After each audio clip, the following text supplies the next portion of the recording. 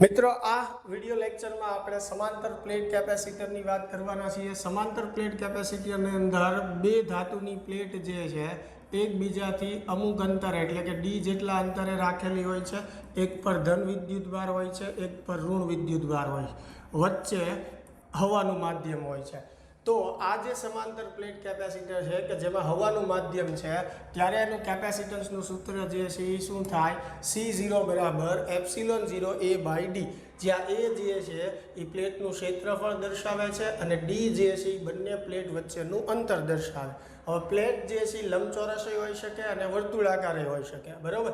હવે જો આ જે કેપેસિટર છે એની અંદર આપણે ડાઇલેક્ટ્રિક પદાર્થ મૂકી દઈએ અને ડાઇલેક્ટ્રિક પદાર્થની જાડાઈ d જેટલી જ હોય તો એવા કેસમાં કેપેસિટન્સનું સૂત્ર k ગણું એટલે કે C બરાબર થશે k એપ્સિલોન 0 A/d, અથવા C બરાબર તમે લખી શકો kC0, એટલે કે હવાના માધ્યમમાં જે કેપેસિટન્સ હોય એની કરતાં ડાઇલેક્ટ્રિક માધ્યમમાં કેપેસિટન્સ k ગણું થઈ જાય છે।